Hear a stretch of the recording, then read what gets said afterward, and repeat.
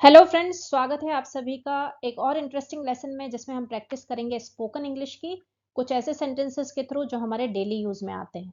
आइए स्टार्ट करते हैं। दो फ्रेंड्स आपस में बात कर रहे हैं। पहला फ्रेंड दूसरे फ्रेंड से कहता है, मुझे कोई घर किराए पर लेना है। तुम्हारी नज़र में कुछ हो तो प्लीज मुझे बताना। इंग्लिश में वो कैसे बोलेगा? देखिए, किराए के घर को हम क्या बोलेंगे? रेंटल हाउस या हाउस ऑन रेंट। तो वो इंग्लिश में कहेगा, I need to take a house on rent. If you come across anything please let me know. Rent मतलब होता है किराया, हाउस ऑन रेंट मतलब किराए का घर। नीड टू टेक मतलब जरूरत है, मुझे लेना है। I want to take a house on rent आप ये भी कह सकते हैं। If you come across anything, come across anything का मतलब क्या होता है कि अगर आपकी जानकारी में कुछ आए, ऐसा आपको कुछ मिल जाए। If you find something please let me no. Late me no मतलब मुझे बता देना, मुझे बता दीजिएगा। आप ये भी कह सकते हैं, I am looking for a place to rent a house. Looking for का मतलब भी यही होता है, I am searching for a house. And if you find something can you please tell me. इस तरीके से भी आप सेंटेंस बना सकते हैं। आपकी मर्जी है आप कैसा बनाना चाहते हैं। नेक्स्ट देखिए, नेक्स्ट सेंटेंस है, मैं जरूर तुम्हें बताऊंगा, पर नया घर लेना क्यों है?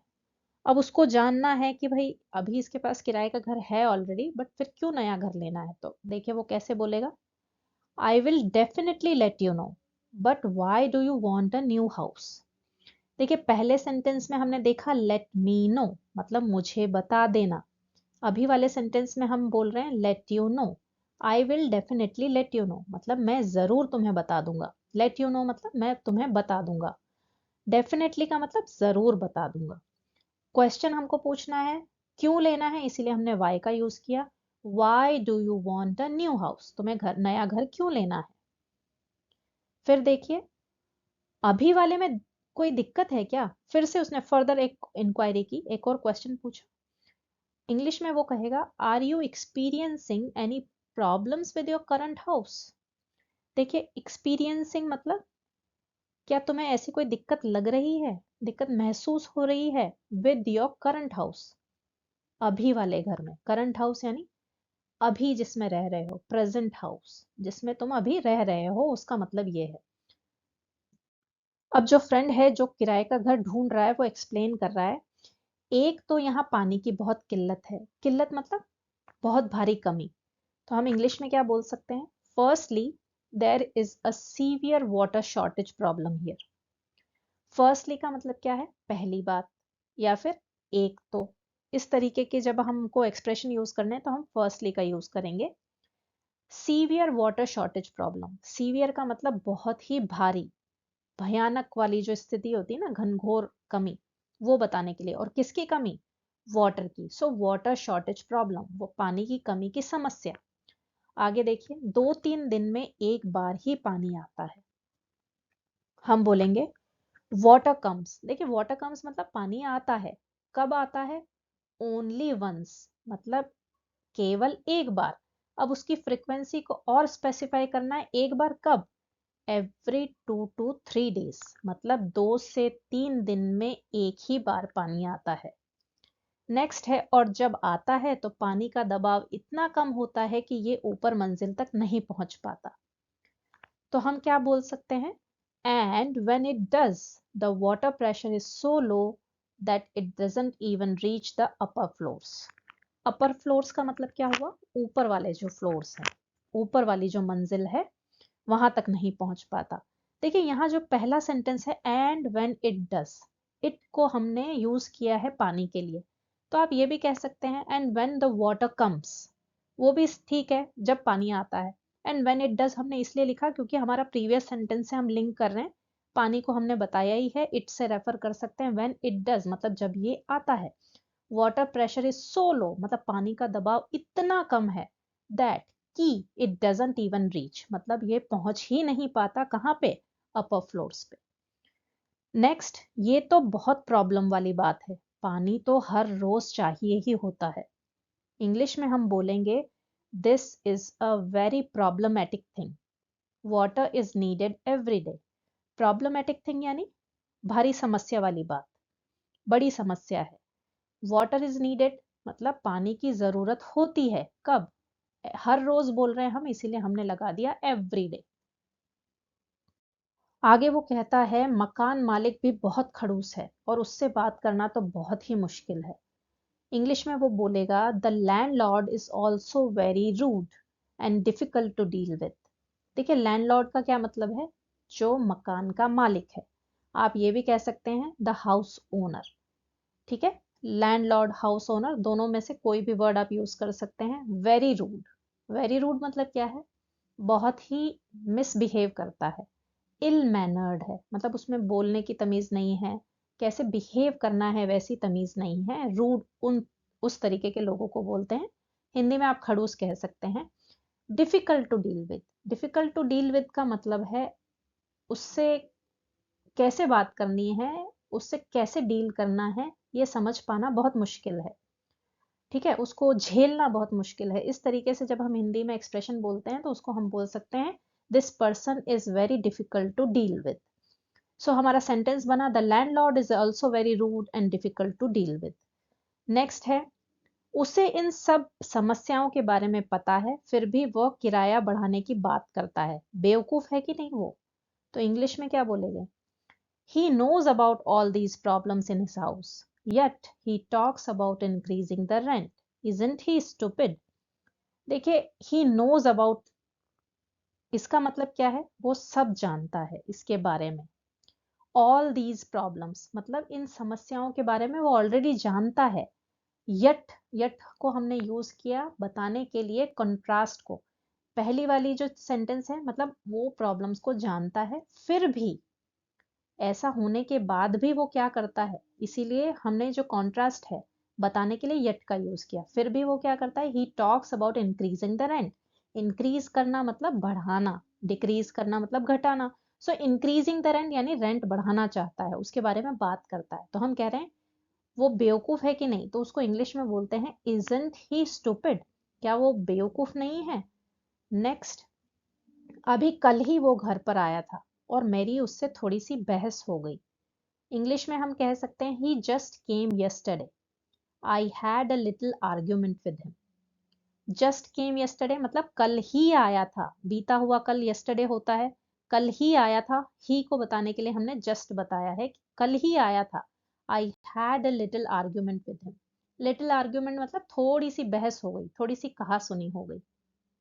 फ्रेंड एक्सप्लेन करता है और आगे अब मैं इस घर में नहीं रहना चाहता, मेरी पत्नी भी बहुत परेशान है। तो हम क्या कह सकते हैं? Now I don't want to stay in this house any more, even my wife is very distressed. मतलब नाउ का मतलब तो आप जानते हैं, अब प्रेजेंट की बात कर रहे हैं। I don't want to stay in this house, मैं नहीं रहना चाहता। कहाँ? इन दिस हाउस, इस घर में। एनी मोर हमने लगाया है कहने के लिए कि इससे आगे नहीं, इससे ज्यादा। अब मैं नहीं रहना चाहता, उसको स्ट्रेस या एम्फेसाइज करने के लिए हमने एनी मोर लगा दिया।